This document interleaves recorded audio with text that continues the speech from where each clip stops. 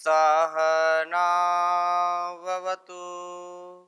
सहनौ भुनक्तु सह वीर्यं करवावहै तेजस्विनावधीतमस्तु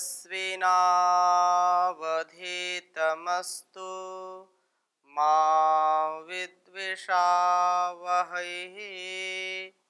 ओम शांति शांति शांति।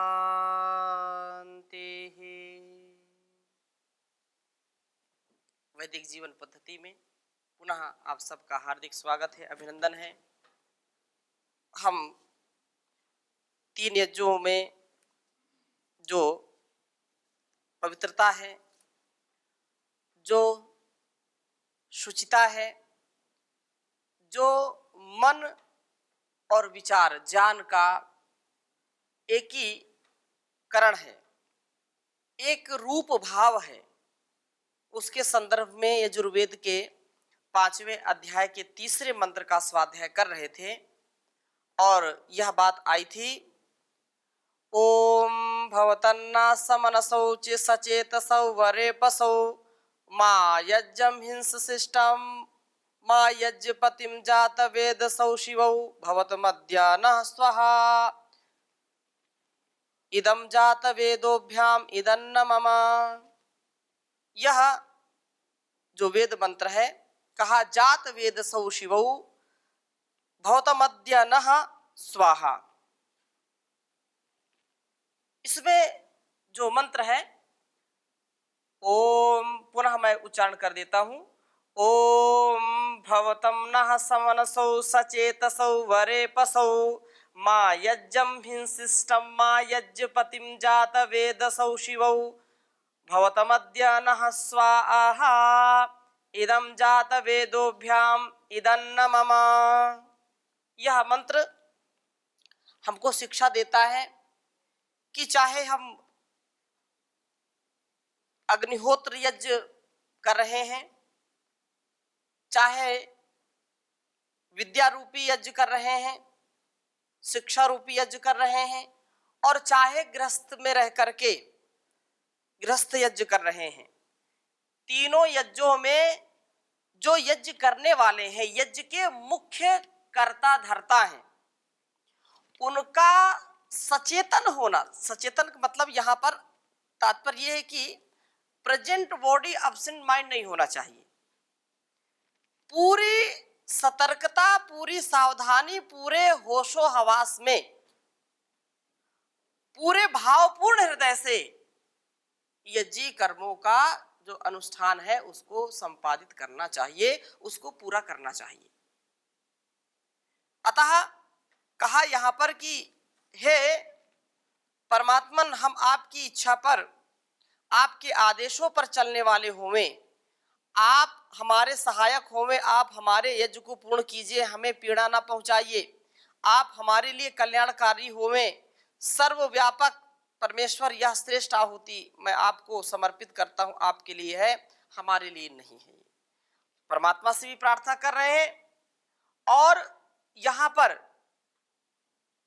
जो यजमान हैं, पुरोहित हैं, उनसे भी प्रार्थना कर रहे हैं कि आप दोनों इस यज्ञ को संपन्न करने वाले हैं, इसलिए दोनों के जो चेतना का स्तर है वो ठीक होना चाहिए।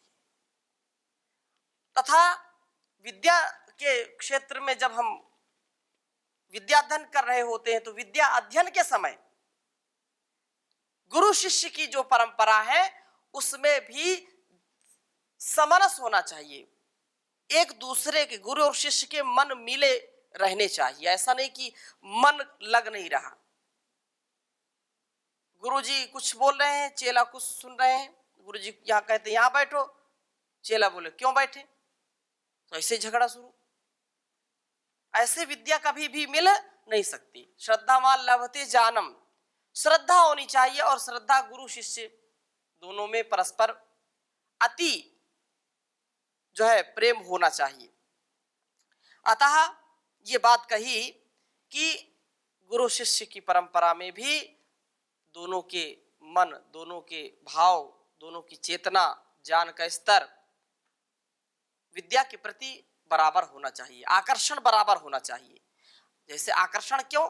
क्योंकि गुरु यदि चाहता है कि मैं विद्यार्थी को पढ़ाऊं, अच्छा इसको बनाऊं, और विद्यार्थी नहीं चाहता, विद्यार्थी का आकर्षण नहीं, क्या आ गए कक्षा में बैठे हैं, अब मरते क्या ना करते, ऐसा यदि विचार करेगा तो विद्या की जो परंपरा वो कभी भी यशस्वी नहीं हो सकती है।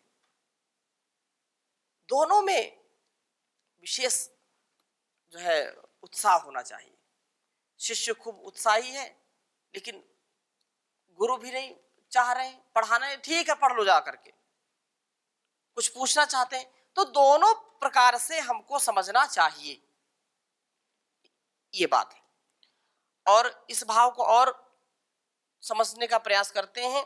समन सौ विज्ञान युक्त समान मन वाले हों, और सचेत सौ ज्ञान ज्ञापन युक्त समान बुद्धि वाले, अरे पे सौ पाप रहित हो। जात वेद सौ वेद और उपवेदों को पढ़ने पढ़ाने वाले, विद्वान और उपदेश करने वाले भौतम होवे। वे यज्ञम यज्ञ अर्थात शुभ कर्मों को और यज्ञपतिम यज्ञ अनुष्ठान करने वाले को माह हिंसिष्टम हानि न पहुंचावे। यहाँ जो मूल प्रार्थना है, उस मूल प्रार्थना के भाव को समझने का प्रयास ये करना चाहिए कि जो भी यज्ञ कर्म कराने वाले हैं उनको हम प्राप्त होवें, और वो ऐसे हो कि दोष रहित हो।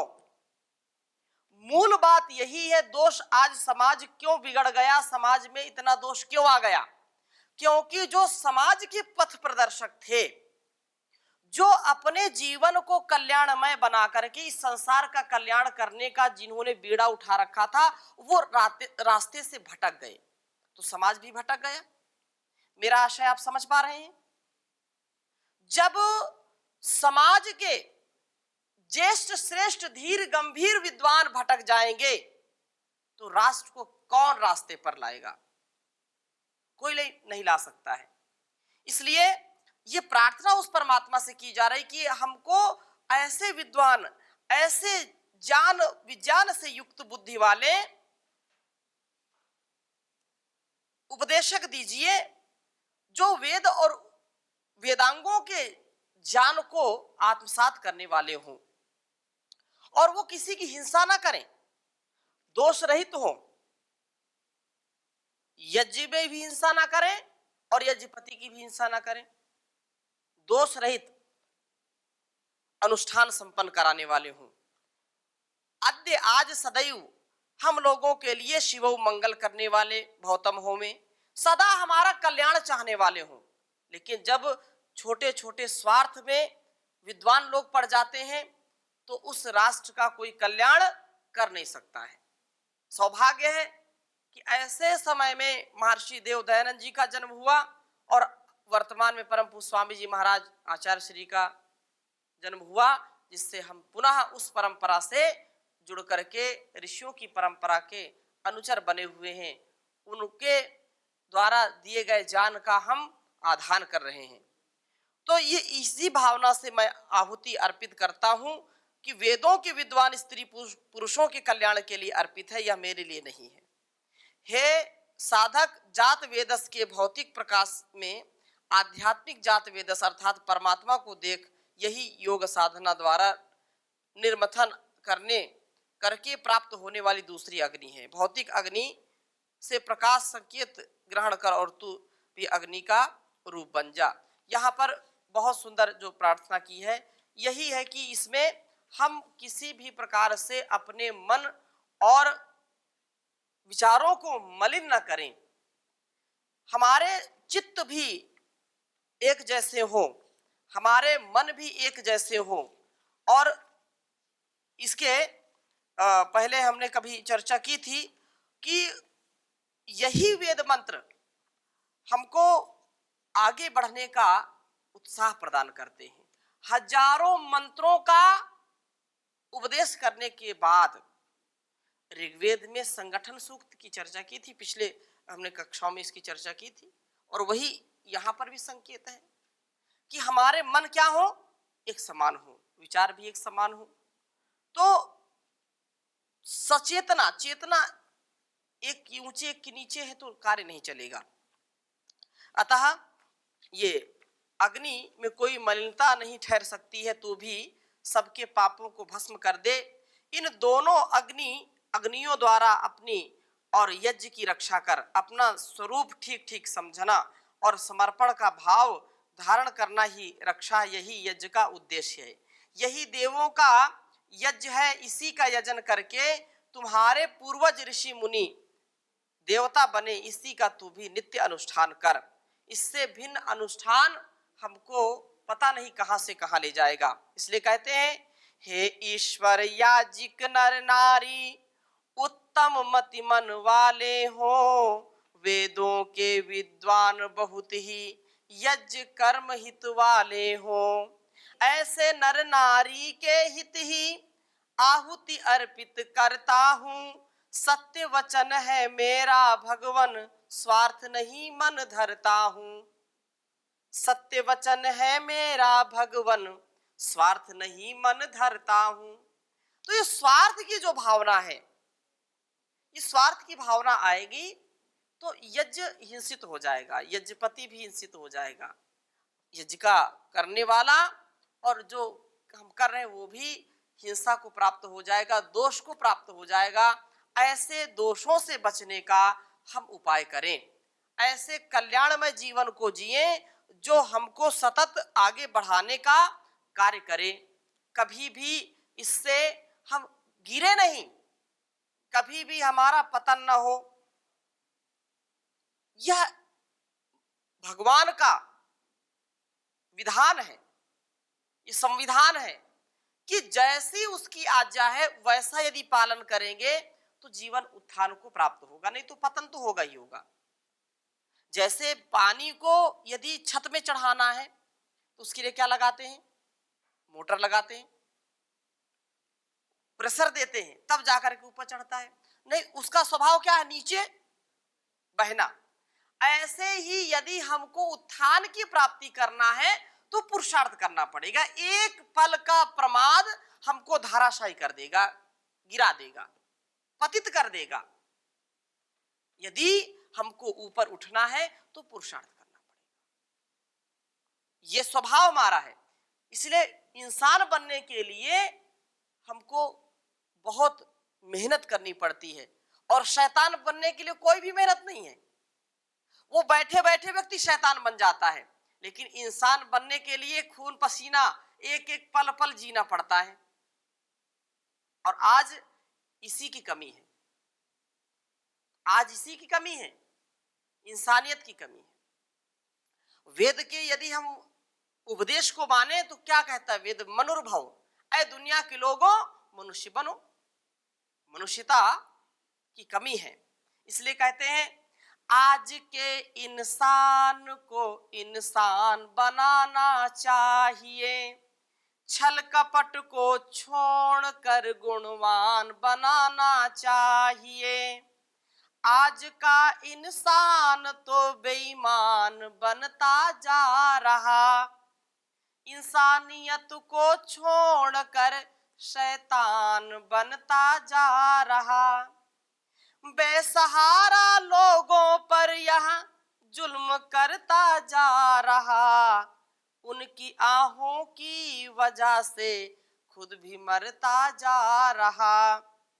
ऐसे को तो मानवता का पाठ पढ़ाना चाहिए, आज के इंसान को इंसान बनाना चाहिए। बीज बोकर बाजरे को चाहते गंदम मिले, दुख दिया सुख ना मिलेगा, गम के बदले गम मिले। बोया पेड़ बबूल का फिर आम ही कैसे मिले, सच बताएं विश्व प्रेमी सुख के बदले सुख मिले। सुख दिया जिसने तो सुख ही उसको मिलना चाहिए, छल कपट को छोड़कर गुणवान बनना चाहिए। वेद का ही धर्म है सारे जमाने के लिए, बिगड़े हुए इंसान को इंसान बनाने के लिए। न्याय पुरुषार्थ से दौलत कमाने के लिए, दीन दुखियों देश के हित में लगाने के लिए। वेद का उपदेश सुनना और सुनाना चाहिए, छल कपट को छोड़कर गुणवान बनना चाहिए। वेद के प्रचार से सब कुछ लुटा दो आर्यों, पाप अत्याचार को बिल्कुल मिटा दो आर्यों।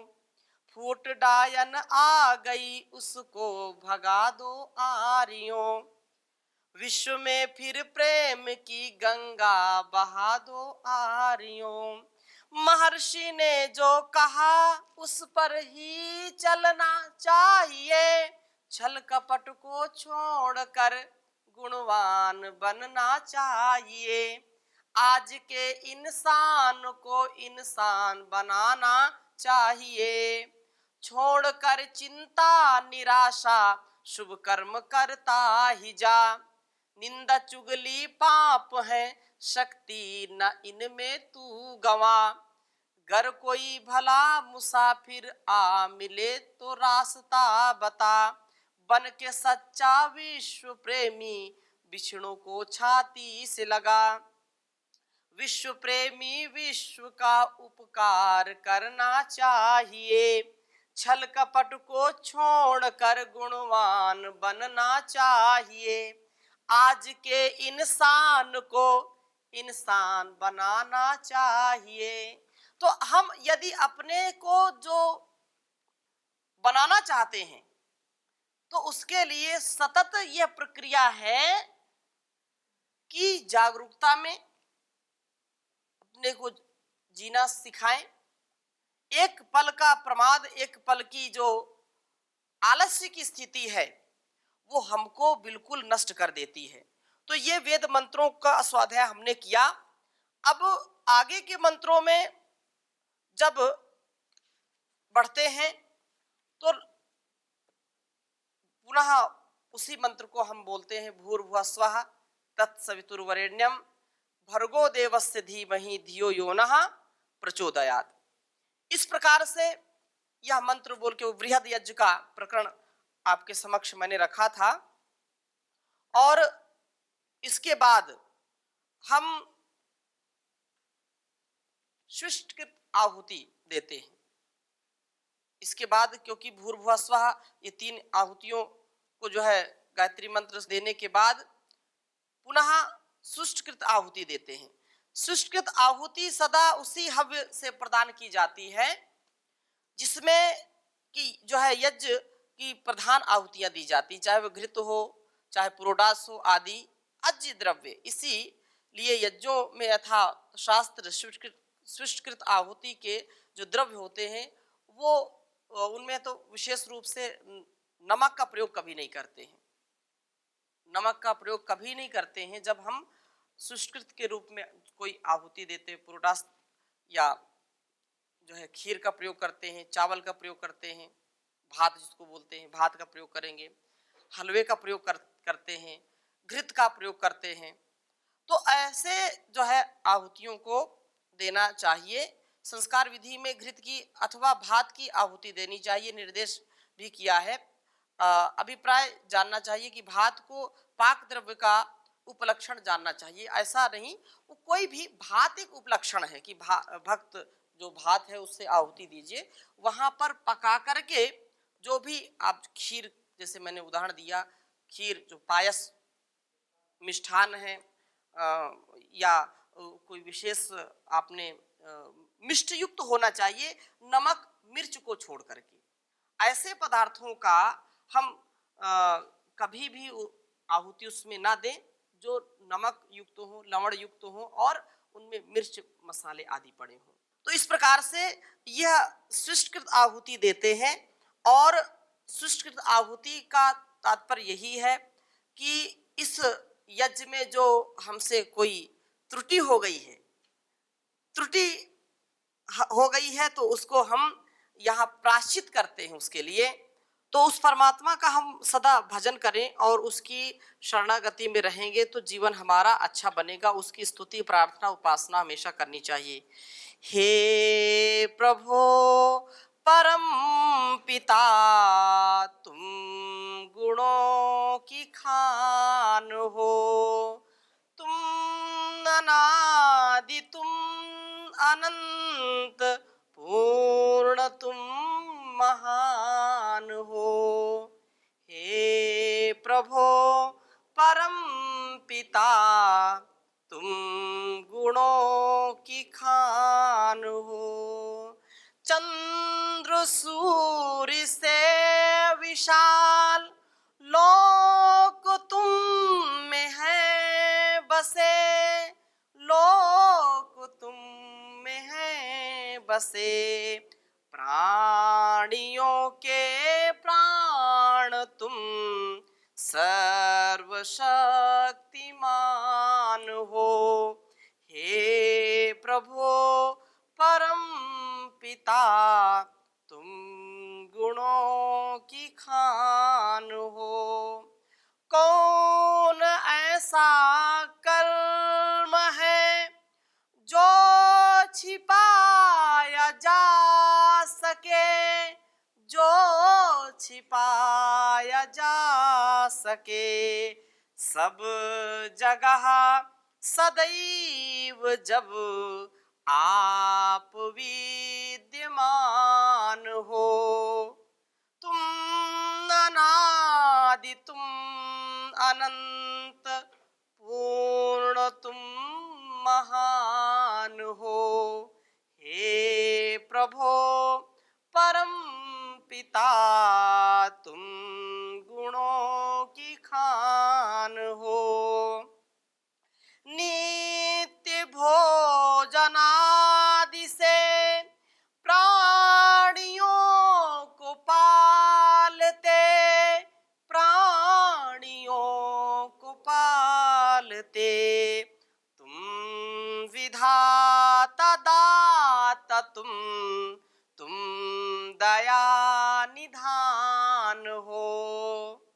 हे प्रभो परम पिता, तुम गुणों की खान हो। तुम अनादि, तुम अनंत, पूर्ण तुम महान हो। ढूंढता तुम्हें प्रकाश क्यों गया प्रयाग में। ढूंढता तुम्हें प्रकाश क्यों गया प्रयाग में। वो हृदय में पाएगा जिसको सच्चा ज्ञान हो। हे प्रभो परम पिता, तुम गुणों की खान हो। तुम अनादि, तुम अनंत, पूर्ण तुम महान हो। पूर्ण तुम महान हो। पूर्ण तुम महान हो। ओम शांति शांति शांति।